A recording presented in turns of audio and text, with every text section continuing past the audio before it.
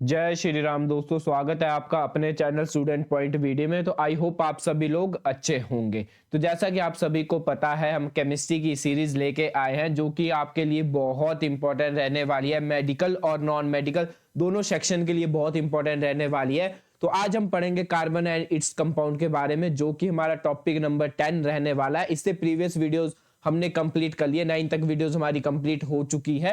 तो आज हम जो कार्बन एंड इट्स कंपाउंड के बारे में पढ़ेंगे उसको हम इंटरलेट अपनी जनरल ऑर्गेनिक केमिस्ट्री से भी करेंगे, जो कि 1+1 का एक चैप्टर भी है। कुछ इंपॉर्टेंट बातें आज हम आपको इसके बारे में भी बताएंगे। जनरल ऑर्गेनिक केमिस्ट्री से जो भी इंपॉर्टेंट क्वेश्चंस बनते हैं वो भी हम आज आपको करवाएंगे। तो शुरू करते हैं वीडियो। इससे अगर आपको हमारी वीडियो पसंद आएगी तो जल्दी से दोस्तों कमेंट बॉक्स में एक छोटा सा हार्ट जरूर रिएक्ट करना। तो शुरू करते हैं हम आज की वीडियो। आज हम पढ़ने कार्बन के बारे में। तो आपको सबसे पहले पता होना चाहिए कि जो कार्बन की परसेंटेज है वो अर्थ क्रस्ट में कितनी है। तो कार्बन की परसेंटेज हमारे पास अर्थ क्रस्ट में रहती है 0.02%। तो आज तक अभी तक ये क्वेश्चन तो नहीं आया है, पर आपको जनरल आइडिया पता होना चाहिए कि अर्थ क्रस्ट में हमारे पास कार्बन की कितनी परसेंटेज रहती है। तो वो रहती है हमारे पास 0.02%। नेक्स्ट आपके पास कि कार्बन जो भी बॉन्ड बनाता है तो मैक्सिमम जो उसके बॉन्ड बनते हैं वो क्या बनते हैं आपके पास। कार्बन जब भी बॉन्ड बनाता है तो कोवलेंट बॉन्ड बनाता है। और कोवलेंट बॉन्ड क्या होते हैं दोस्तों? जब भी बॉन्ड आपके पास म्यूचुअल शेयरिंग से बनेंगे, जब भी आपके पास बॉन्ड म्यूचुअल शेयरिंग से बनेंगे तो वैसे बॉन्ड को हम क्या बोलते हैं?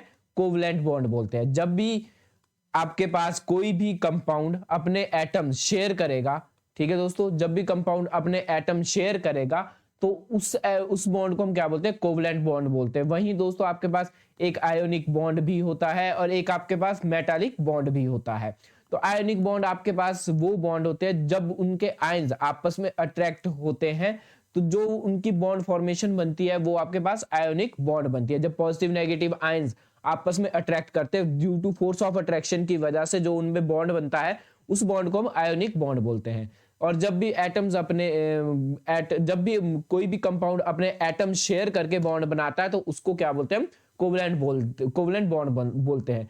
दोस्तों इसका एक और एग्जांपल आपके पास वाटर आपके पास कोवलेंट बॉन्ड बनाता है, कार्बन डाइऑक्साइड आपके पास कोवलेंट बॉन्ड बनाता है, क्योंकि ये जो भी बॉन्ड बनता है कार्बन और ऑक्सीजन के बीच वो म्यूचुअल शेयरिंग की वजह से बनता है।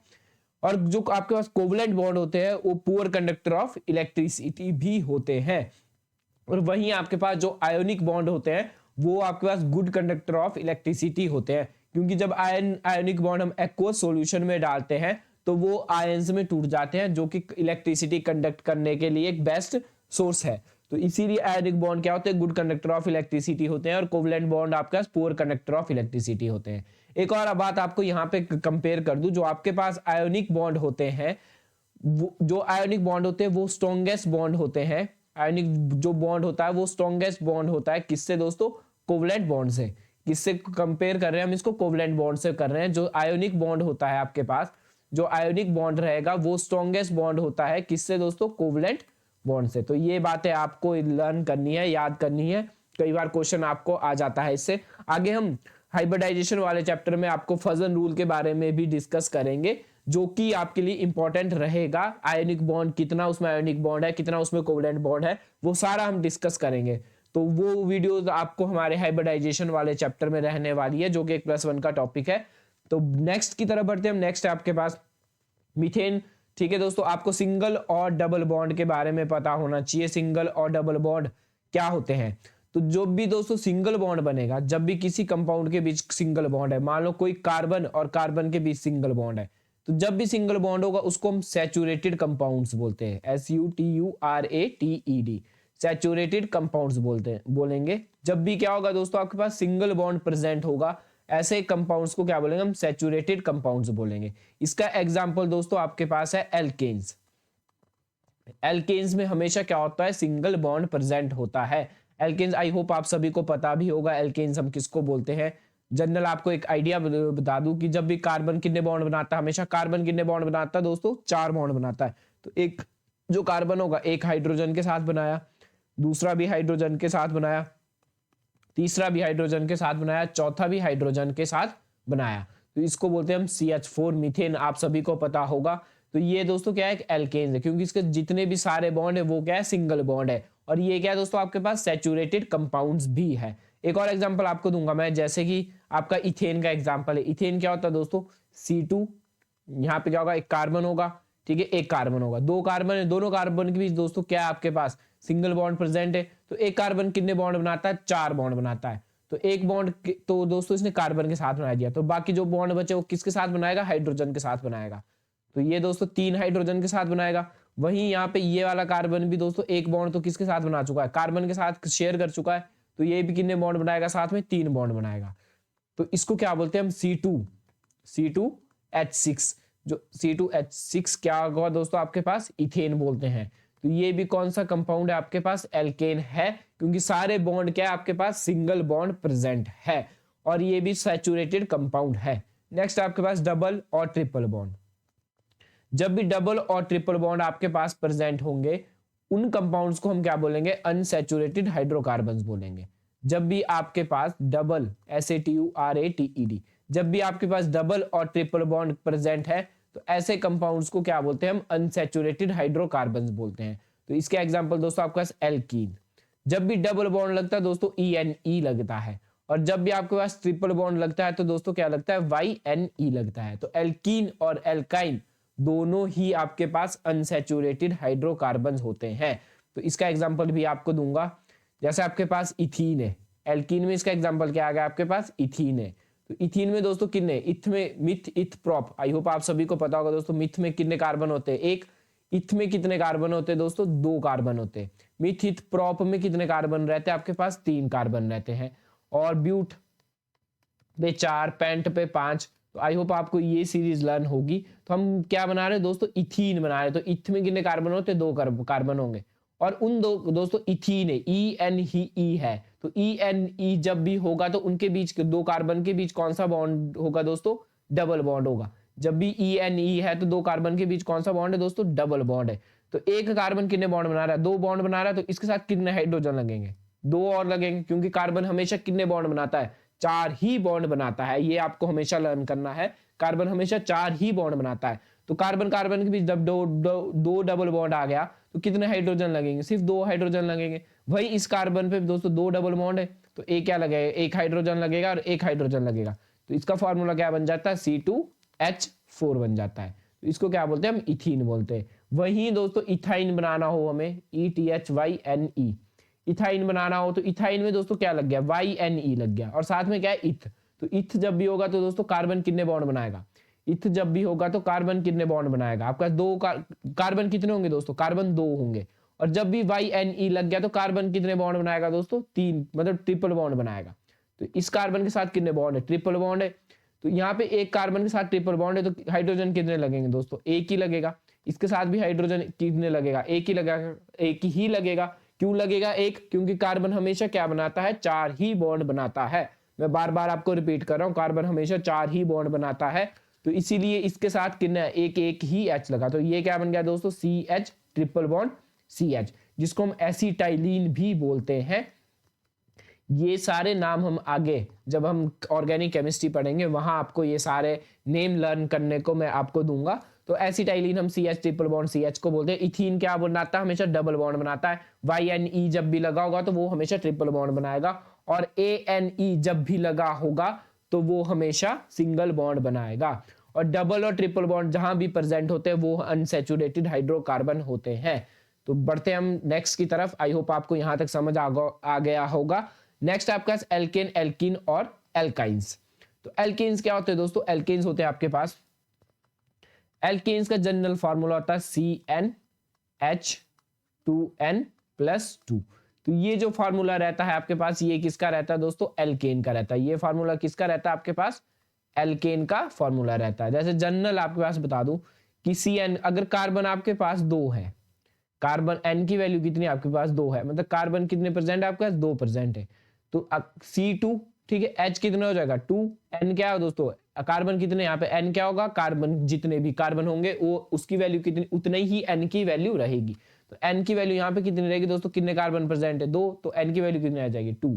तो 2 × 2 + 2, तो ये कितना बन जाएगा C2H, 2 × 2 4 + 2 6। ये क्या बन गया दोस्तों, फार्मूला आपका C2H6। तो अगर आप जब भी बनाएंगे एल्केन क्या होता है, हमेशा सिंगल बॉन्ड होता है, तो CC दो कार्बन कितने, 2 कार्बन है, साथ में हाइड्रोजन कितने लगेंगे इसमें, 6 लगेंगे। तो एक कार्बन कितने बॉन्ड बनाता है दोस्तों, 4 बॉन्ड बनाता है। तो एक बॉन्ड तो इसने बना दिया है, बाकी 3 बॉन्ड किसके साथ बनाएगा, हाइड्रोजन के साथ। वहीं दोस्तों ये वाला कार्बन है जो, वो भी कितने बॉन्ड बनाएगा, 4 बॉन्ड बनाएगा। एक उसने कार्बन के साथ बना लिया, तो दूसरा, तीसरा और चौथा। तो कितने हाइड्रोजन हो गए दोस्तों टोटल, C2H6। तो ये क्या बन गया आपके पास, एल्केन बन गया। वहीं दोस्तों नेक्स्ट आपके पास एल्कीन। तो एल्कीन का फॉर्मूला क्या रहता है आपके पास, एल्कीन का फॉर्मूला रहता है आपके पास CnH2n, जिसको हम क्या बोलते हैं, एल्कीन बोलते हैं। और एल्कीन ENE लग गया तो हमेशा कितने बॉन्ड, क्या कौन सा बॉन्ड होगा, डबल बॉन्ड प्रेजेंट होगा। N क्या रहता है आपके पास, नंबर ऑफ कार्बन। N हमेशा क्या रहता है, नंबर ऑफ कार्बन। मान लेते कार्बन कितने दोस्तों, 3। मान लेते कार्बन N की वैल्यू कितनी हमारे पास, 3 है, 3 कार्बन की चेन है। तो H आपके पास कितने होंगे दोस्तों, 2 × 3।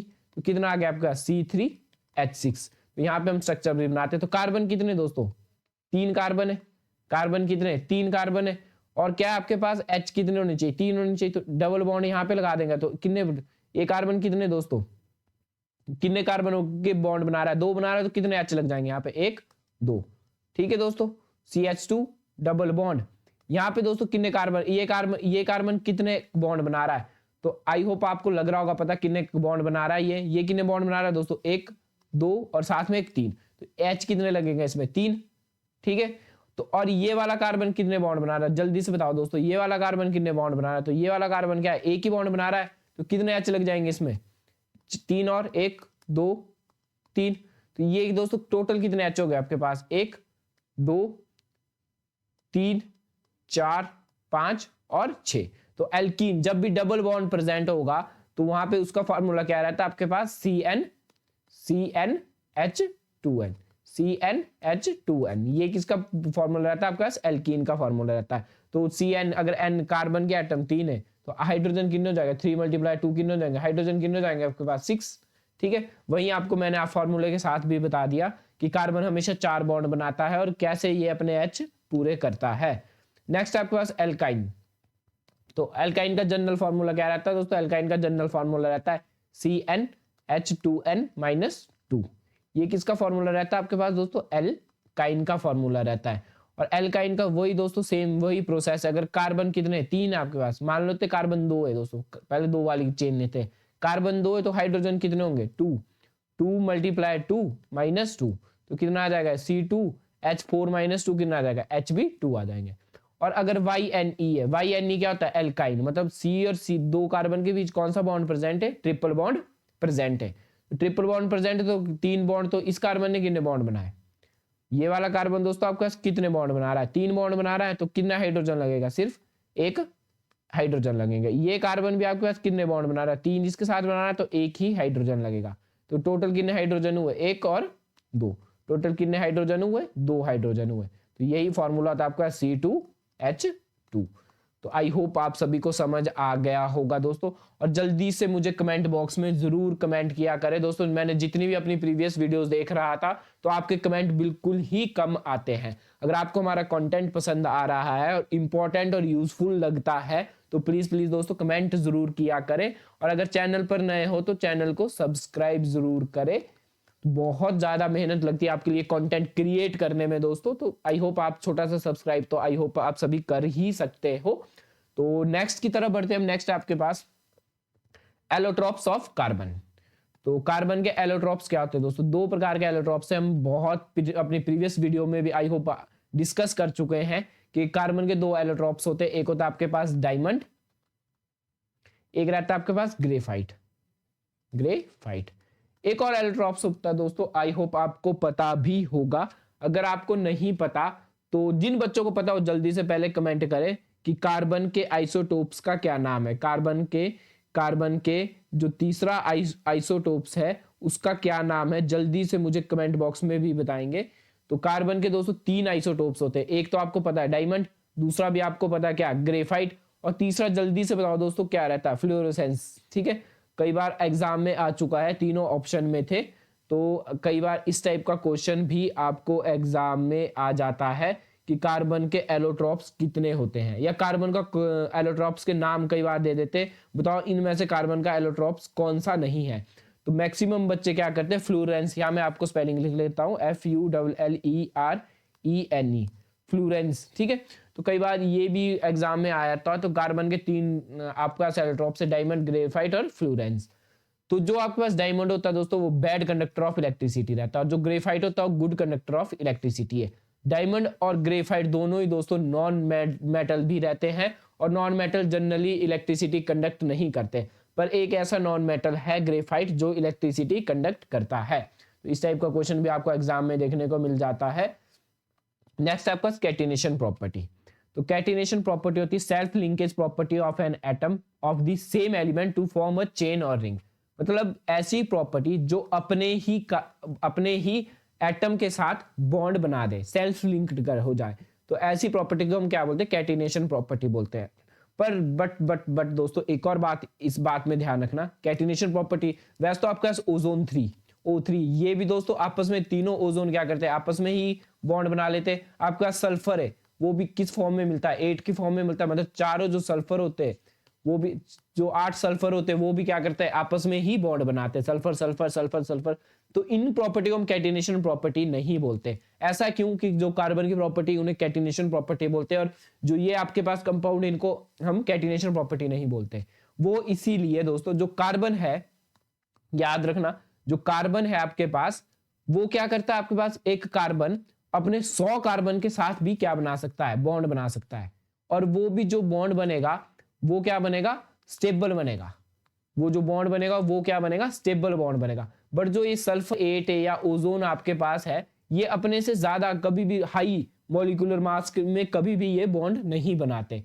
तो इसीलिए हम कार्बन जो है आपके पास कैटिनेशन प्रॉपर्टी करता है, क्योंकि ये बहुत से लार्ज स्केल पर या लार्ज मॉलिक्यूलर मास पर ये बॉन्ड बना सकता है। इसलिए हम कार्बन की प्रॉपर्टी में एक और प्रॉपर्टी ऐड कर लेते हैं, जिसको हम क्या बोलते हैं, कैटिनेशन प्रॉपर्टी बोलते हैं। कैटिनेशन प्रॉपर्टी वो प्रॉपर्टी जब वो अपने ही एटम के साथ क्या बना रहा है, बॉन्ड बना रहा है, सेल्फ लिंक्ड हो रहा है। सेल्फ मानो तो खुद के साथ ही लिंक्ड हो रहा है, तो ऐसी प्रॉपर्टी को हम क्या बोलते हैं, हम कैटिनेशन प्रॉपर्टी बोलते हैं।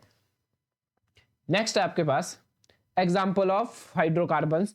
तो यहां पे मैंने एक और बात को बता दिया है कि एलपीजी जो होती है, एलपीजी में कौन सी मेनली गैस पाई जाती है, तो आप सभी को पता भी होगा दोस्तों, ब्यूटेन और आइसोब्यूटेन। वैसे तो प्रोपेन भी पाई जाती है, पर जो मैक्सिमम पाई जाती है वो कौन सी पाई जाती है, ब्यूटेन और आइसोब्यूटेन, ठीक है। और सीएनजी में कौन सी गैस पाई जाती है, आपको हमेशा पता होना चाहिए, मीथेन गैस पाई जाती है, जिसको हम मार्श गैस के नाम से भी जानते हैं। ये भी दोस्तों एचबी टैट में बहुत बार क्वेश्चन आ चुका है, ठीक है। मार्श गैस किसको बोलते हैं, हम CH4, मीथेन क्या होता है आपके पास, CH4 होता है।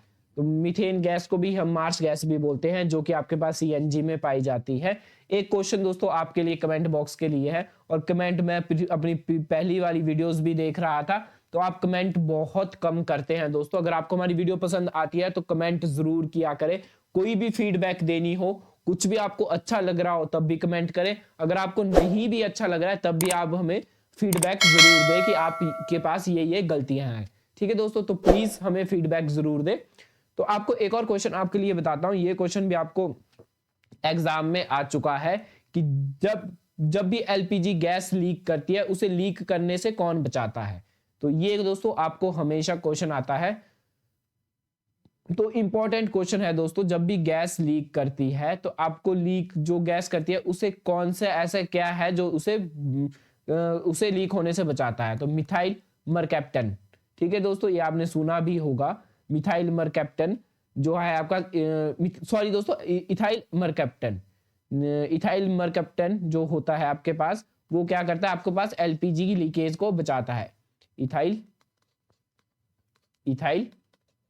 मरकैप्टन।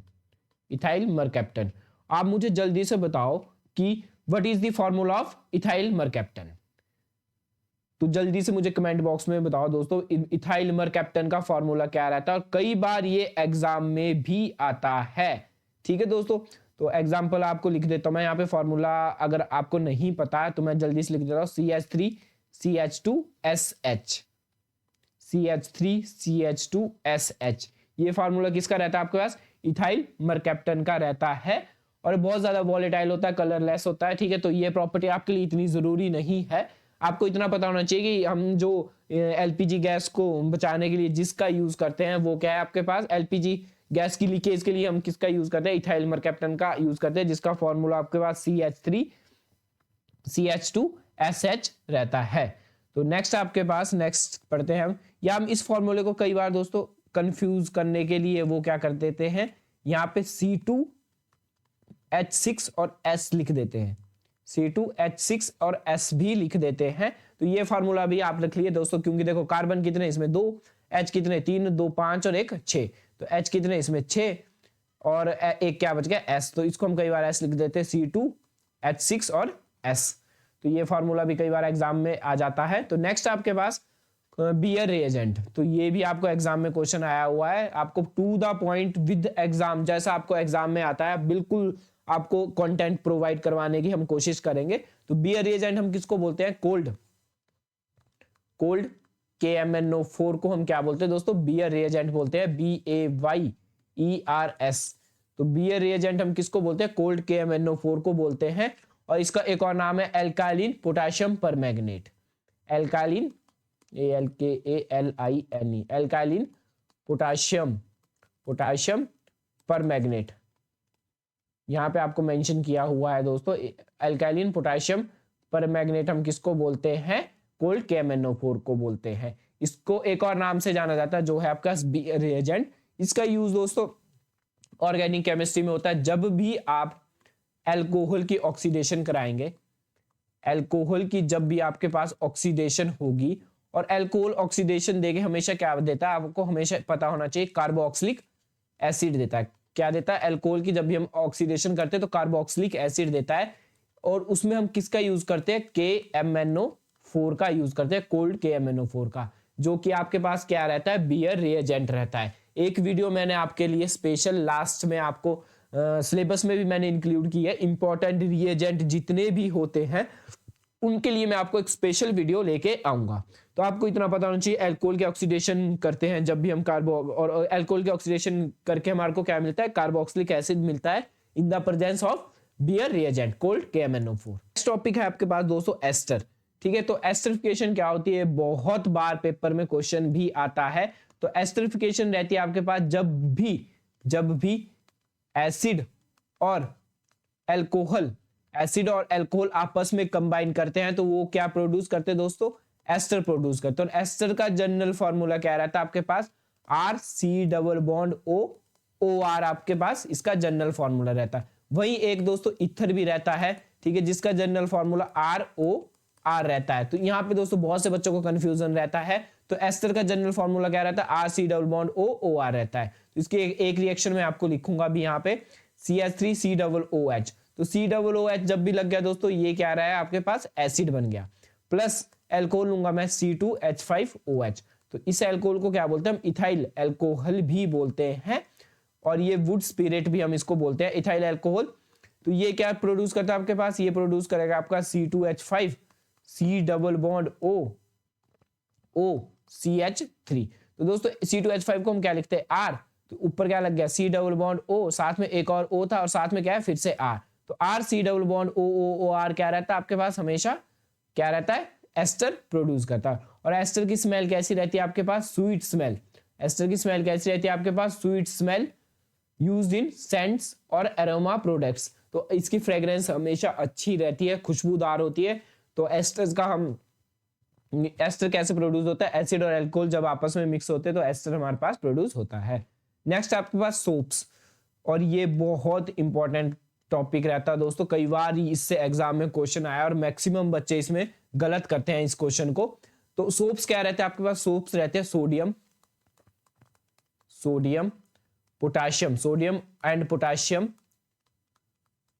And potassium salt. किसके साल्ट रहते हैं दोस्तों, हमेशा याद रखना, सोडियम और पोटेशियम के साल्ट रहते हैं। मैं दोबारा से रिपीट कर देता हूं, सोडियम और पोटेशियम के साल्ट रहते हैं ये, और ये long chain of carboxylic acid. और किसकी चेन बनती है, कार्बोक्सिलिक की चेन बनती है। और इसका दोस्तों जनरल फॉर्मूला जो हम सोप की यूज करते हैं तो उसका फॉर्मूला क्या रहता है आपका, सोडियम स्टीरेट का यूज करते हैं, STARATE, सोडियम स्टीरेट का यूज करते हैं, C17H35COO Na। तो इसका आप यूज करते हैं, सोडियम सीरेट का यूज करते हैं। तो sodium potassium salt of long chain of hydrocarboxylic acid, तो उसको क्या बोलते हैं हम, सोप बोलते हैं। इसमें दोस्तों एक और क्वेश्चन कई बार आपको देखने को मिल जाता है कि सोप्स के हमेशा दो पार्ट होते हैं, एक हाइड्रोफिलिक पार्ट होता है और एक हाइड्रोफोबिक पार्ट होता है। यही आपको डिस्कस कर देता हूं। तो जो भी आपके पास लॉन्ग चेन होगी कार्बन की, ये जो लॉन्ग चेन होगी कार्बन की, और लास्ट में क्या होता है आपका C double bond O ONA। तो ये कितने कार्बन होते हैं दोस्तों, यहाँ पे C17 और H35।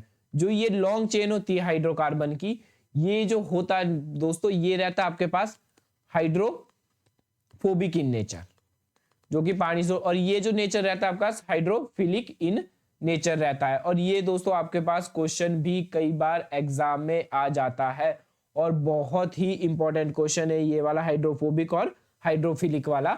आपको पता होना चाहिए इसमें हाइड्रोफोबिक कौन सा होता है। तो हाइड्रोफोबिक कौन सा होता है दोस्तों, जो कार्बन की चेन रहती है वो कौन सा रहता है आपका, हाइड्रोफोबिक रहता है। और जो आपके पास लास्ट में पोलर एंड बोलते हैं हम इसको, या इस वाली चीज को हम पोलर एंड बोलते हैं, ये कैसा रहता है आपका, हाइड्रोफिलिक रहता है। और हाइड्रोफिलिक क्या होते हैं दोस्तों, जो भी वाटर लविंग होंगे, मतलब हाइड्रो मैंने क्या होता है वाटर, जो भी आपके पास वाटर लविंग होंगे, जो वाटर के साथ आपके पास अट्रैक्ट करेंगे, तो उनको क्या बोलते हैं हम, हाइड्रोफिलिक बोलते हैं। मतलब ये जो वाला पार्ट है ये आपके पास वाटर के साथ कनेक्ट करता है, और जो आपके पास ये वाला पार्ट है आपके पास, ये आपके पास ऑयल या ग्रीस के लिए वहां पे कनेक्ट होता है। तो हाइड्रोफोबिक पार्ट रहता है आपके पास हमेशा लॉन्ग चेन ऑफ हाइड्रोकार्बन। कई बार एग्जाम में आया है long chain of hydrocarbon. Long chain of hydrocarbon कौन सा पार्ट है दोस्तों, हाइड्रोफोबिक पार्ट है। हाइड्रोफोबिक पार्ट है आपके पास कौन सा, लॉन्ग चेन ऑफ हाइड्रोकार्बन। और जो आपके पास पोलर एंड रहता है वो हमेशा कौन सा पार्ट रहता है, हाइड्रोफिलिक रहता है। जो पोलर एंड है ये वाला पार्ट कौन सा रहता है आपके पास, हाइड्रोफिलिक रहता है। और सोप में जनरली क्या पाया जाता है, सोडियम और potassium salt of long chain of carboxylic acid. तो नेक्स्ट आपका डिटर्जेंट, यहां दोस्तों कंफ्यूजन रहता था, तभी ये क्वेश्चन आपका मैक्सिमम बच्चों का गलत रहता है।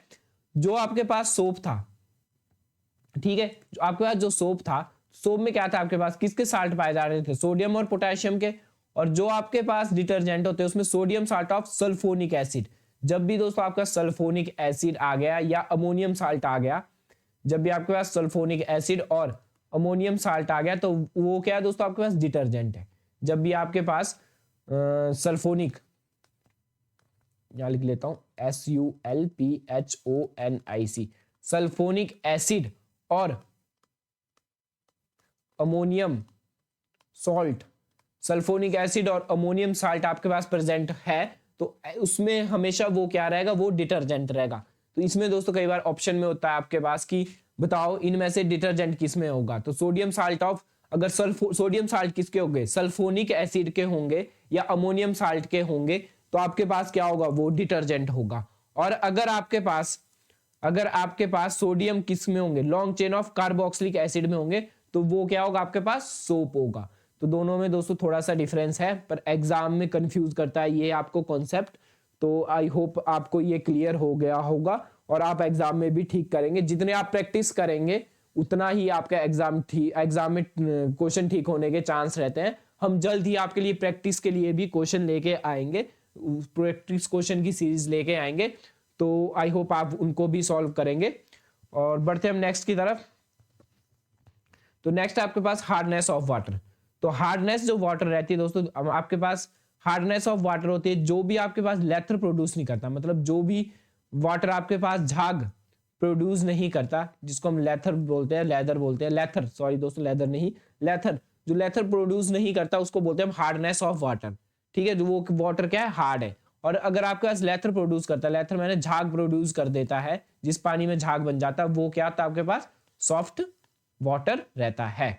तो आपके पास हार्ड वाटर क्या होता है, जिसमें आपके पास झाग प्रोड्यूस नहीं होता, लेथर प्रोड्यूस नहीं होता, तो ऐसे वाटर्स को क्या बोलते हैं, हार्डनेस ऑफ वाटर बोलते हैं। तो आपके पास दो प्रकार के वाटर है, टेम्परेरी हार्डनेस ऑफ वाटर और परमानेंट हार्डनेस ऑफ वाटर। तो इसमें दोस्तों बहुत बार क्वेश्चन ये एग्जाम में आता है। तो टेम्परेरी हार्डनेस ऑफ वाटर क्या रहता है आपके पास, टेम्परेरी हार्डनेस ऑफ वाटर रहता है बाइकार्बोनेट की वजह से, बाइकार्बोनेट्स याद रखना दोस्तों, बाइकार्बोनेट की वजह से HCO3 नेगेटिव, इसकी वजह से क्या रहता है आपके पास, टेम्परेरी हार्डनेस ऑफ वाटर रहता है। और आपके पास जो परमानेंट हार्डनेस ऑफ वाटर रहता है वो रहता है आपके पास क्लोराइड्स एंड सल्फेट की वजह से। आज दोस्तों थोड़ी सी तबीयत भी ठीक नहीं है, तो अगर आपको आवाज में थोड़ी सी दिक्कत आ रही है तो प्लीज मैनेज कर ले, ठीक है। तो आज जो आपके पास टेम्परेरी हार्डनेस ऑफ वाटर रहता है वो किसकी वजह से रहता है, आपके पास बाइकार्बोनेट की वजह से रहता है, bicarbonate of calcium and magnesium. तो जिसमें भी बाइकार्बोनेट होंगे वो वाटर कौन सा आपके पास, टेम्परेरी हार्डनेस ऑफ वाटर है। और जो वाटर आपके पास, जिस वाटर में क्लोराइड और सल्फेट के आयंस होंगे, क्लोराइड और सल्फेट के आयंस होंगे, वो वाटर कैसा रहेगा, chloride and sulphate of calcium and magnesium, chloride और सल्फेट के आयंस होंगे, वो वाटर आपके पास परमानेंट हार्डनेस ऑफ वाटर रहेगा। तो दो प्रकार के हार्डनेस होते हैं, एक टेम्परेरी एक परमानेंट। टेम्परेरी में बाइकार्बोनेट होता है, बाइकार्बोनेट ऑफ कैल्शियम और मैग्नीशियम होता है, और परमानेंट में आपके पास क्लोराइड और सल्फेट होते हैं कैल्शियम एंड मैग्नीशियम के। तो नेक्स्ट आपके पास removal of hardness of water, ये भी दोस्तों बहुत इंपॉर्टेंट है और कई बार एग्जाम में आ चुका है। रिमूवल, अगर आपको यहाँ पे दोस्तों सॉरी हार्डनेस नहीं होना था, यहाँ होना था टेम्परेरी, TEMPORARY। तो टेम्परेरी, अगर आपने रिमूवल करना है किसको, टेम्परेरी हार्डनेस ऑफ वाटर को, किसको दोस्तों, टेम्परेरी, सॉरी दोस्तों temporary temporary hardness of water को अगर आपको रिमूव करना है तो किस मेथड का यूज करेंगे आप, by boiling and by Clark method.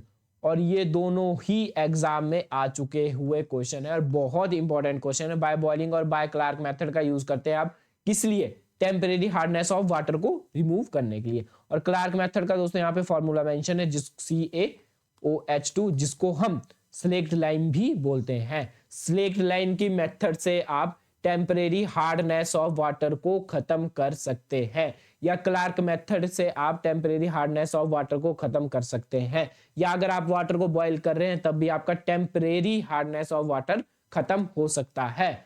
Next आपके पास परमानेंट हार्डनेस ऑफ वाटर। तो परमानेंट हार्डनेस ऑफ वाटर में आप किसका यूज करते हैं दोस्तों, एक करते हैं वॉशिंग सोडा का यूज। किस मेथड का यूज करते हैं, वॉशिंग सोडा का मेथड का यूज करते हैं। और जल्दी से दोस्तों मुझे कमेंट बॉक्स में वॉशिंग सोडा का फॉर्मूला लिख के बताओ, वॉशिंग सोडा का फॉर्मूला क्या होता है, जल्दी से कमेंट बॉक्स में लिख के बताओ। जितना दोस्तों आप रिवीजन करोगे उतना ही आपके लिए अच्छा रहेगा टेस्ट क्वालिफाई करने के लिए, तो रिवीजन हमेशा साथ साथ किया करो। तो वॉशिंग सोडा का मेथड हम यूज करते हैं किसको, परमानेंट हार्डनेस ऑफ वाटर को रिमूव करने के लिए। एक और आपके पास एक और मेथड जिसको हम बोलते हैं कैलोजन मेथड। तो कैलोजन मेथड का यूज भी हम किस लिए करते हैं, removal of permanent hardness of water को रिमूव करने के लिए भी हम किसका यूज करते हैं, कैलोजन मेथड का यूज करते हैं, जो कि आपके पास NaPO3 ट्वाइस 6, ये इसका फॉर्मूला रहता है। कई जगह यहाँ पे ऐसा भी लिखा होता है दोस्तों Na6P6O18। तो ये भी दोस्तों किसका फॉर्मूला है, आपका कैलोजन का फॉर्मूला। किसका फॉर्मूला है भी आपके पास, कैलोजन का फॉर्मूला। और कैलोजन हम किस लिए यूज करते हैं, removal of permanent hardness of water को रिमूव करने के लिए। कंफ्यूज मत होना दोस्तों, यहाँ पे जो मेथड था वो था क्लार्क मेथड, और यहाँ जो मेथड है दोस्तों वो कौन सा आपके पास, कैलोजन मेथड है, जिसको हम सोडियम हेक्सामेटाफॉस्फेट भी बोलते हैं, सोडियम हेक्सामेटाफॉस्फेट भी बोलते हैं, NaPO3 का 6। ठीक है, तो बढ़ते हैं हम नेक्स्ट की तरफ। नेक्स्ट आपका हाइड्रोजन। तो जनरली वैसे हाइड्रोजन चैप्टर आपका एनसीईआरटी से कट चुका है, पर कुछ इसमें इंपॉर्टेंट चीजें रह जाती है जो कि आपके एग्जाम पॉइंट ऑफ व्यू से इंपॉर्टेंट है। हाइड्रोजन हमारे पास फर्स्ट एलिमेंट है हमारे पीरियोडिक टेबल का। पीरियोडिक टेबल का आपके पास क्या है, ये फर्स्ट एलिमेंट है क्या आपके पास, हाइड्रोजन। हाइड्रोजन की डिस्कवरी किसने की थी, एंटोनी लेव्यूसर ने की थी, LAVOISIER। सबसे लाइटेस्ट एलिमेंट भी कौन सा आपके पास, हाइड्रोजन है। सबसे लाइटेस्ट मेटल भी कौन सा आपके पास, हाइड्रोजन है। एक और बात आपको बता दूं कि फादर ऑफ मॉडर्न केमिस्ट्री हम किसको बोलते हैं, तो फादर ऑफ मॉडर्न केमिस्ट्री भी हम किसको बोलते हैं, एंटोनी लेविसर को ही बोलते हैं फादर ऑफ मॉडर्न केमिस्ट्री। तो नेक्स्ट आपके पास हाइड्रोजन के आपके पास 3 आइसोटोप्स है, आई होप आप सभी को पता भी होगा। पहले आइसोटोप का नाम है आपका प्रोटियम, दूसरे आइसोटोप का नाम है आपका ड्यूटेरियम और तीसरे आइसोटोप्स का नाम है आपके पास ट्रिटियम। ठीक है, प्रोटियम का हम यूज करते हैं दोस्तों हाइड्रोजन सेल के लिए, हाइड्रोजन फ्यूल सेल के लिए। ये इस फ्यूल सेल आपने आई थिंक +2 में भी पढ़ा होगा, H2O2 सेल। ठीक है, H2O2 सेल के लिए हम यूज करते हैं, हाइड्रोजन फ्यूल सेल के लिए हम यूज करते हैं किस आइसोटोप का, प्रोटियम आइसोटोप्स का। ड्यूटेरियम को हम दोस्तों हैवी वाटर भी बोलते हैं, हैवी वाटर में इसको यूज करते हैं और फ्यूजन रिएक्शन में भी हम ड्यूटेरियम हाइड्रोजन का यूज करते हैं। कई बार दोस्तों आपको पास फॉर्मूला पूछा होता है कि हैवी वाटर का फॉर्मूला बताओ, हैवी वाटर का फॉर्मूला क्या रहता है, तो आपको पता है सिंपल अगर वाटर का फॉर्मूला रहता है वो क्या रहता है आपके पास H2O रहता है। अगर आपको पूछा हो हैवी वाटर तो उसका फॉर्मूला क्या हो जाता है दोस्तों, D2O हो जाता है। H की जगह क्या लग जाता है, वहां पे D लग जाता है। D क्यों लगता है, क्योंकि जो आइसोटोप्स हम यूज करते हैं वो कौन सा करते हैं आपका, ड्यूटेरियम यूज करते हैं। तो हैवी वाटर का फॉर्मूला क्या रहता है आपका, D2O हो जाता है। थर्ड आइसोटोप्स आपका ट्रिटियम, तो ट्रिटियम तो दोस्तों आपको पता ही होगा हम एज द रेडियो एक्टिव भी यूज करते हैं। तो कई बार क्वेश्चन आ जाता है कि बताओ हाइड्रोजन के कौन सा आइसोटोप्स आप as a radioactive use करते हैं, तो हम कौन सा आइसोटोप्स यूज करते हैं रेडियो एक्टिव के लिए, तो ट्रिटियम का यूज करते हैं हम रेडियो एक्टिव के लिए।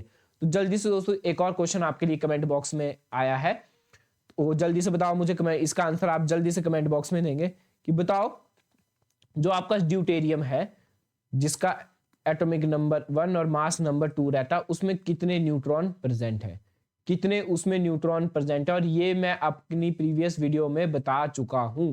तो जल्दी से मुझे बताओ इसमें कितने न्यूट्रॉन प्रेजेंट है, ट्रिटियम में आपके पास कितने न्यूट्रॉन प्रेजेंट है, 1 3। तो आपको बता दूं प्रोटियम में कितने न्यूट्रॉन प्रेजेंट है, 0, और ड्यूटेरियम और ट्रिटियम में कितने न्यूट्रॉन प्रेजेंट है ये आप कमेंट बॉक्स में बताएंगे मुझे, क्योंकि आप लोग दोस्तों कमेंट नहीं कर रहे हैं, तो इसलिए मैं आपको ज्यादा से ज्यादा क्वेश्चन जो हमारी प्रीवियस वीडियो से इंटर रिलेट रहेंगे वो आपको कमेंट बॉक्स में दूंगा करने के लिए। तो 3 आइसोटोप्स रहते हैं, ये हमने कंप्लीट कर लिया। नेक्स्ट आपके पास water, water is called universal solvent. आपको पता है वाटर को हम क्या बोलते हैं, यूनिवर्सल सॉल्वेंट भी बोलते हैं, ये आप सभी ने पढ़ भी रखा है। अब हम इसको यूनिवर्सल सॉल्वेंट क्यों बोलते हैं, क्योंकि वाटर मैक्सिमम कंपाउंड के साथ डिसॉल्व हो जाता है और ये पोलर नेचर का होता है और लाइक डिसॉल्व लाइक। ठीक है दोस्तों, तो जो भी पोलर नेचर के होंगे उसमें सब में वाटर क्या हो जाएगा, डिसॉल्व हो जाएगा। ऊपर से जो वाटर में होती है उसमें हाइड्रोजन बॉन्डिंग भी होती है, जिसकी वजह से ये क्या कहलाता है आपके पास, यूनिवर्सल सॉल्वेंट कहलाता है, हर एक चीज के साथ ये डिसॉल्व हो जाता है। तो water is called a universal solvent.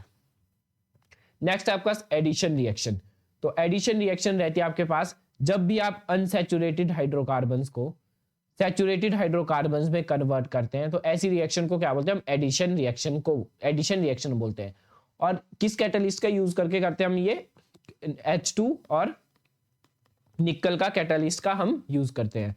दोस्तों आज गला खराब होने की वजह से थोड़ी आवाज में आपको दिक्कत आ सकती है, तो हमें माफ करें, ठीक है। तो एडिशन रिएक्शन किसको बोलते हैं, हम अनसैचुरेटेड हाइड्रोकार्बन्स को जब हम कन्वर्ट करते हैं किसमें, सैचुरेटेड हाइड्रोकार्बन्स में, तो उसको क्या बोलते हैं हम एडिशन रिएक्शन बोलते हैं।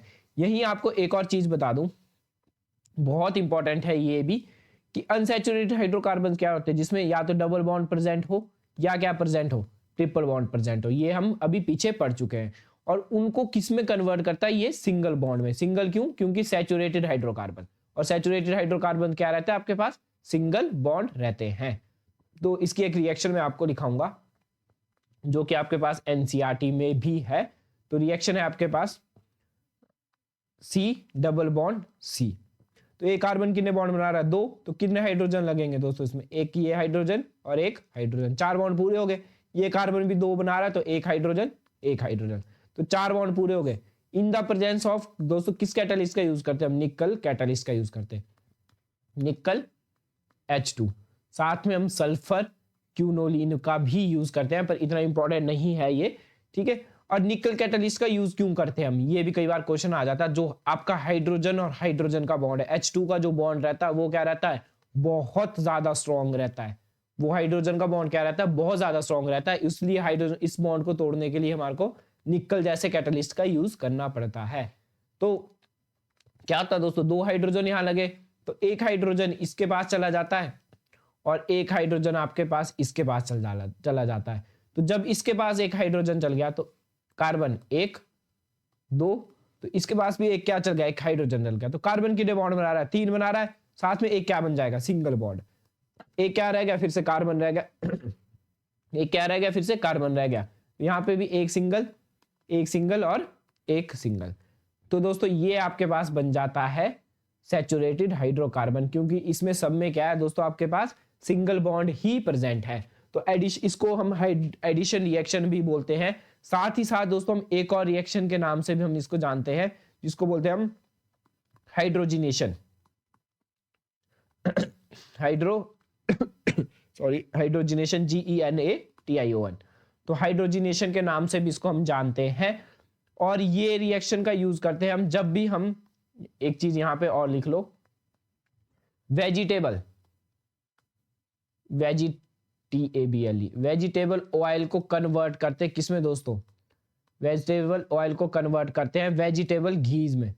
किसमें, वेजिटेबल घी में कन्वर्ट करते हैं। स्पेलिंग आप देख लेना। वेजिटेबल ऑयल को जब भी हम कन्वर्ट करते हैं किसमें, वेजिटेबल घी में कन्वर्ट करते हैं, तो हम एडिशन रिएक्शन का यूज करते हैं, जिसको हम और हाइड्रोजिनेशन के नाम से भी जानते हैं। एडिशन रिएक्शन में हम क्या, आपके पास कॉन्सेप्ट रहता है कि आप अनसैचुरेटेड हाइड्रोकार्बन को, मतलब डबल बॉन्ड को किस में कन्वर्ट करते हैं, सैचुरेटेड हाइड्रोकार्बन में कन्वर्ट करते हैं, सिंगल बॉन्ड में कन्वर्ट करते हैं। और किस कैटालिस्ट का यूज करते हैं, अब आप निकल H2 का कैटालिस्ट का हम क्या करते हैं, हम इसमें यूज करते हैं, निकल कैटालिस्ट का हम यूज करते हैं। हाइड्रोजन इसमें क्या हो जाता है, ऐड हो जाता है, जिसकी वजह से ये हाइड्रोजिनेशन भी कहलाता है। तो आई होप आप सभी को समझ आ गया होगा। नेक्स्ट आपके पास पाई बॉन्ड। तो जो भी, जहां भी डबल बॉन्ड प्रेजेंट हो आपके पास, वो वाले बॉन्ड सारे क्या होते हैं, आपके पास पाई बॉन्ड होते हैं। तो इसका हम डिफरेंस आगे वाली वीडियोस में भी करेंगे। और हमेशा जो ओवरलैपिंग रहती है वो क्या रहती है, आपके पास साइड वाइज से ओवरलैपिंग रहती है। तो ये आपके पास स्ट्रक्चर रहता है। तो इसको हम आगे भी कवर करवाएंगे आपको, तो इतनी आपने टेंशन लेनी। और ये कभी भी रोटेट नहीं हो सकते, पाई बॉन्ड कभी भी रोटेट नहीं हो सकते, क्योंकि अगर मान लो देखो, एक कार्बन और कार्बन दो डबल बॉन्ड है, अगर हम इसको रोटेट करेंगे तो ये डबल बॉन्ड जो ऊपर वाला है ये क्या हो जाता है, टूट जाता है। इसलिए पाई बॉन्ड कभी भी कन्वर्ट नहीं होते हैं। तो यही आपको एक क्वेश्चन करवाऊंगा, ठीक है, बहुत इंपॉर्टेंट क्वेश्चन है ये।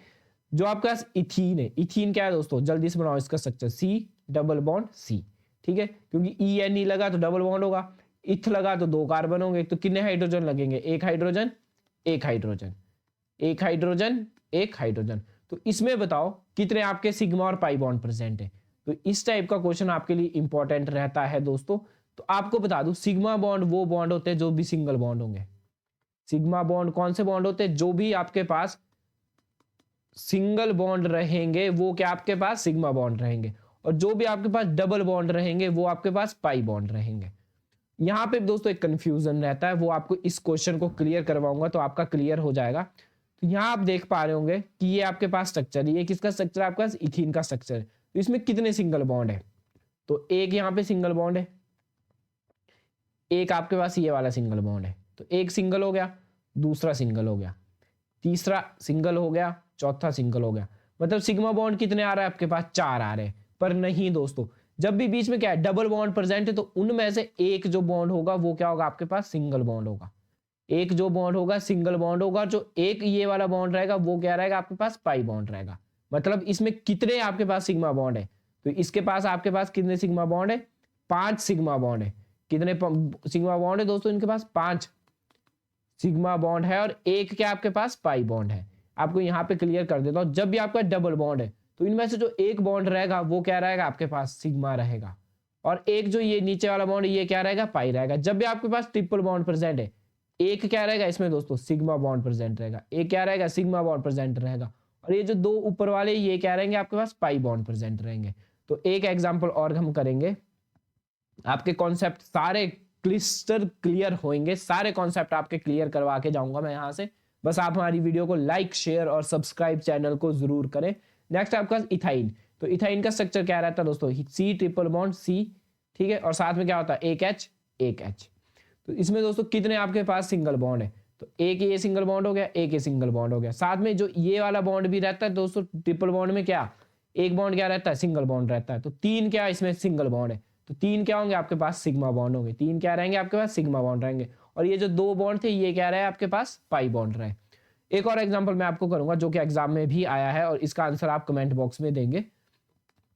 तो एग्जाम्पल है आपके पास बेंजीन रिंग। ये स्ट्रक्चर आपको बना के दे देता हूं। इसमें मुझे जल्दी से बताओ कितने सिग्मा है और कितने पाई बॉन्ड है, कितने सिग्मा बॉन्ड है और कितने पाई बॉन्ड है। जल्दी से मुझे कमेंट बॉक्स में बताओ इसका आंसर, जल्दी जल्दी जल्दी जल्दी जल्दी दोस्तों। ठीक है, आपको बता दूं जो भी कॉर्नर होते हैं, जैसे ये कॉर्नर है तो यहाँ पे क्या प्रेजेंट है, सी। ये कॉर्नर है तो यहाँ पे सी प्रेजेंट है। ये कॉर्नर है तो यहाँ पे सी प्रेजेंट है। ये कॉर्नर है सी, ये कॉर्नर है सी, ये कॉर्नर है सी। तो सारी जगह कितने प्रेजेंट आपका, सी सी सी सी प्रेजेंट है। तो इन दोनों कार्बन के बीच दोस्तों, इन दोनों कार्बन के बीच आपके पास क्या है, एक ही सिंगल बॉन्ड है, एक सिंगल बॉन्ड है। ठीक है, और क्या है दोस्तों, इसके पास, इसके साथ हमेशा क्या लगा होगा, एक एच लगा होगा, क्योंकि कार्बन कितने बॉन्ड बनाता है, 4 बॉन्ड बनाता है। कार्बन कितने बॉन्ड बनाता है, 4 बॉन्ड बनाता है, ये 4। तो इस तरीके से आप इसके 4 बॉन्ड पूरे करेंगे। तो ये आप घर में प्रैक्टिस करेंगे, ठीक है, कॉपी में प्रैक्टिस करो। तो अब कितने सिग्मा बॉन्ड हुए दोस्तों, जल्दी से बताओ मुझे, कितने इसमें सिग्मा बॉन्ड हुए और कितने पाई बॉन्ड हुए। तो पाई बॉन्ड क्या होते हैं, जो डबल बॉन्ड होते हैं, तो 1 2 और ये 3। तो पाई बॉन्ड कितने हुए इसमें, पाई बॉन्ड हुए आपके 3। और सिग्मा बॉन्ड कितने हुए दोस्तों, एक ये बॉन्ड सिग्मा हुआ, दूसरा, तीसरा, चौथा, पांचवा, सिक्स्थ, और जो सी और एच के बीच बॉन्ड है 7 8 9 10 11 और 12। तो टोटल कितने सिग्मा बॉन्ड हुए इसमें, 12 सिग्मा बॉन्ड हुए, क्योंकि 12 सिंगल बॉन्ड ये बनाता है। क्योंकि कई बार हमारे को बहुत कंफ्यूज आता है, डायरेक्ट वहां पे बेंजीन लिखा होता है, स्ट्रक्चर नहीं बनाया होता। तो बेंजीन का स्ट्रक्चर आपको पता होना चाहिए, ये और ये बेंजीन का स्ट्रक्चर रहता है, ये। और यहाँ क्या प्रेजेंट होते हैं, डबल बॉन्ड प्रेजेंट होते हैं। और यहाँ पे कॉर्नर पे क्या होता है, कार्बन। बस कार्बन के 4 बॉन्ड करने हैं, और हमेशा इस कार्बन के 4 बॉन्ड पूरा करने के लिए एक एक क्या लगा होता है, यहाँ पे हाइड्रोजन लगा होता है। तो ये आपने कंप्लीट करना है। ठीक है दोस्तों, तो थोड़ी सी लंबी चली गई ये वीडियो, पर आपके कॉन्सेप्ट क्लियर बिल्कुल हो जाएंगे।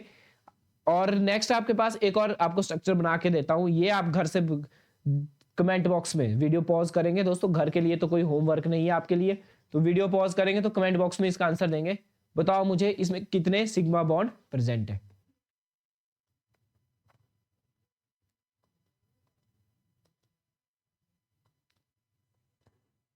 तो ये दोस्तों हम नेफ्थलीन हम इसको बोलते हैं, नेफ्थलीन हम इसको बोलते हैं। तो नेफ्थलीन में कितने सिग्मा बॉन्ड है, कितने सिग्मा बॉन्ड है और कितने इसमें पाई बॉन्ड है। तो ये क्वेश्चन आपको, वीडियो पॉज करो, जल्दी से काउंट करो और कमेंट बॉक्स में इसका आंसर दो। तो बढ़ते हैं हम नेक्स्ट की तरफ। नेक्स्ट है आपके पास कार्बन कार्बन बॉन्ड। अच्छा, एल्केन एल्कीन एल्काइंस ये हमने पढ़ लिए दोस्तों, बार बार हम रिपीट नहीं करेंगे। सिंगल बॉन्ड होगा तो उसको क्या बोलेंगे, हम एल्केन बोलेंगे। और अगर डबल बॉन्ड प्रेजेंट होगा उसको हम बोलेंगे एल्कीन बोलेंगे। और अगर ट्रिपल बॉन्ड प्रेजेंट होगा तो एल्काइन बोलेंगे। और जब भी कोई रिंग होगी दोस्तों, रिंग किस टाइप की, जैसे आपका बेंजीन हो गया, रिंग क्या होगी, बेंजीन हो गया। ठीक है, अभी मैंने एक और बनाई है आपके पास यहाँ पे रिंग। ठीक है दोस्तों, तो ये रिंग भी क्या आपके पास, जब भी आपके पास रिंग प्रेजेंट होगी तो उसको क्या बोलेंगे, हम एरोमेटिक कंपाउंड्स बोलेंगे। कौन से कंपाउंड बोलेंगे, एरोमेटिक कंपाउंड्स बोलेंगे, या उसको हम क्या बोलेंगे, अरीन्स बोलेंगे, जब भी उसमें कोई रिंग प्रेजेंट हो। तो ये आपको सिंपल से कॉन्सेप्ट थे, इतने इंपॉर्टेंट भी नहीं है। नेक्स्ट आपका फंक्शनल ग्रुप। तो फंक्शनल ग्रुप भी हम यही कर लेंगे कंप्लीट, क्योंकि जब हम आगे ऑर्गेनिक की वीडियो पढ़ेंगे तो वहां पे आपको मैं आईयूपीएसी नेमिंग बताऊंगा, तो उसके लिए आपको फंक्शनल ग्रुप का पता होना जरूरी है।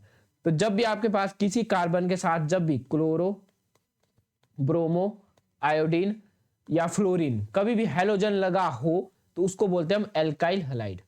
उसको हमेशा क्या बोलेंगे, हम एल्काइल हलाइड बोलेंगे। जब भी कार्बन के साथ क्लोरो, ब्रोमो, आयोडीन और फ्लोरीन रहेगा तो उसको बोलेंगे हम एल्काइल ग्रुप। जब भी कार्बन के साथ OH ग्रुप लगा हो, तो OH आप सभी को पता कौन सा ग्रुप होता है दोस्तों, एल्कोहल होता है। OH ग्रुप कौन सा होता है, एल्कोहल ग्रुप होता है। और जब भी कार्बन और 2 कार्बन के बीच O लगा हो, जब भी 2 कार्बन के बीच O लगा हो तो उससे बोलते हैं हम ईथर, उसे हम क्या बोलेंगे, ईथर बोलेंगे। और जब भी कार्बन के साथ NH2 लगा हो तो उसे बोलेंगे हम अमाइंस, उसे क्या बोलेंगे हम अमाइंस बोलेंगे। तो नेक्स्ट आपके पास कार्बन, ये भी आपके पास क्या रहने वाले हैं, फंक्शनल ग्रुप ही रहने वाले हैं। पर दोस्तों इसमें एक खास बात है, इसको आप अपने पास लर्न कर ले, कि जब भी जो ये वाले फंक्शनल ग्रुप रहेंगे इन सब में क्या प्रेजेंट रहेगा, C डबल बॉन्ड O सब में ही प्रेजेंट है। तो जहां भी C double bond O present हो उसको हम क्या बोलते हैं, कार्बोनाइल ग्रुप बोलते हैं। कौन सा ग्रुप बोलते हैं, कार्बोनाइल ग्रुप बोलते हैं। तो आइए देखते हैं कि किन किन फंक्शनल ग्रुप में C double bond O present रहता है। आपको बस इतना पता होना चाहिए कि C डबल बॉन्ड O जहां भी प्रेजेंट है उसको ग्रुप को क्या बोलते हैं, हम कार्बोनाइल ग्रुप बोलते हैं। तो पहला है आपके पास, इसको मैं रब कर लेता हूं यहां पे। तो पहला है आपके पास एल्डिहाइड। पहला क्या है आपके पास, एल्डिहाइड है। तो एल्डिहाइड क्या रहता है दोस्तों आपके पास, CHO। एल्डिहाइड को क्या बोलते हैं हम, CHO। तो एल्डिहाइड जब भी हम लिखते हैं तो कैसे लिखते हैं हम, C डबल बॉन्ड O और साथ में इस कार्बन के साथ क्या लगाओ, H लगाओ। तो ये कौन सा आपके पास, एल्डिहाइड हो। नेक्स्ट है आपके पास कीटोन।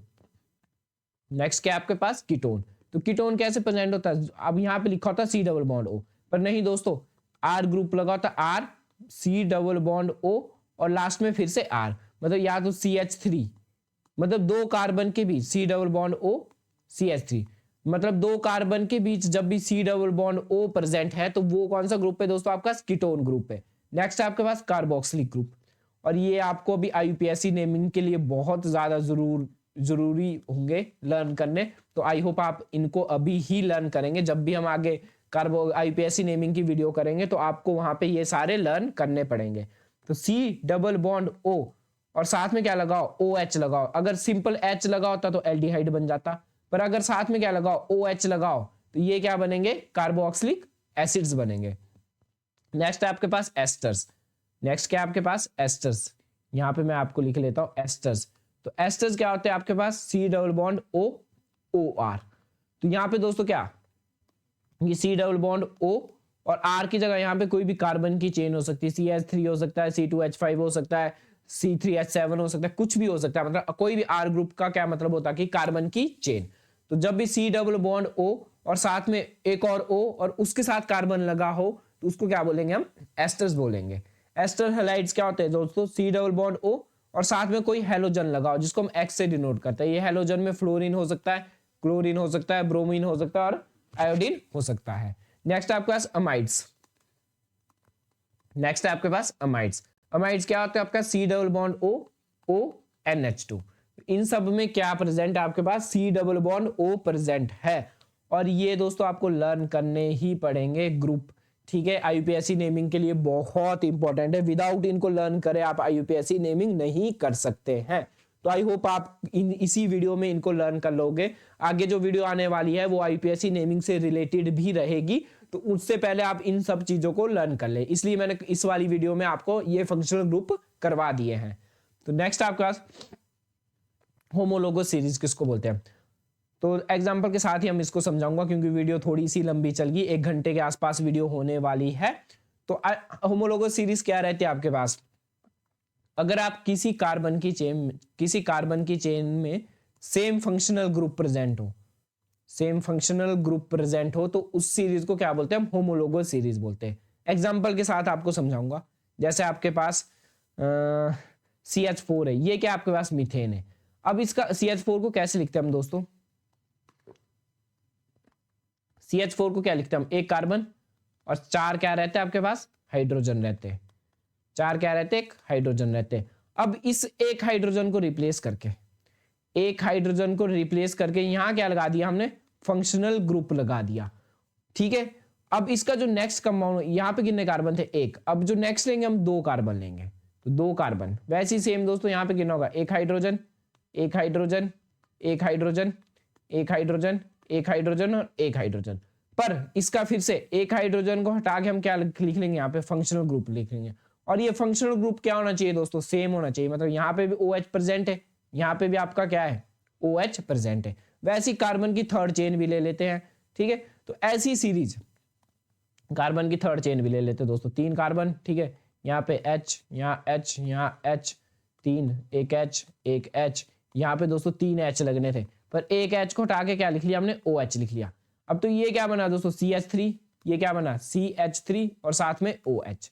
ये क्या बना दोस्तों, एक कार्बन C2H कितने दोस्तों यहाँ पे, एक H, 2H, 3H, 4H और एक 5H। तो H कितने इसमें 5, तो C2H5 और एक क्या है OH, ठीक है। इस सीरीज में कितने C है, 3 C है, तो C3 कितने H है दोस्तों, H कितने यहाँ पे 1, 2, 3, 4, 5, 6, 7। तो C3 क्या रहेगा इसका फॉर्मूला दोस्तों, C3H7OH।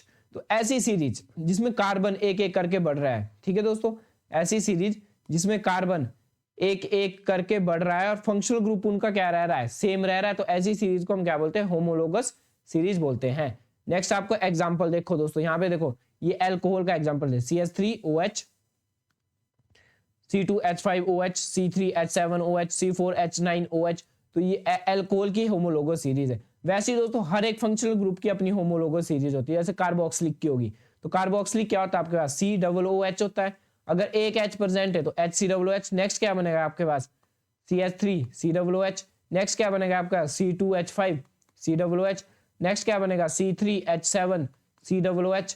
तो फंक्शनल ग्रुप क्या रह रहा है, सब में सेम रह रहा है, पर कार्बन की एक एक करके क्या बन रही है, चेन बढ़ रही है, यहाँ पे एक कार्बन, यहाँ पे दो कार्बन, यहाँ पे तीन कार्बन, तो ऐसी सीरीज को क्या बोलते हैं हम, होमोलोगस सीरीज बोलते हैं। तो आई होप आप सभी को समझ भी आ गया होगा क्या होमोलोगस सीरीज है। नेक्स्ट आपके पास आज की वीडियो हम यही खत्म करते हैं, जो भी इसका कंटेंट बचा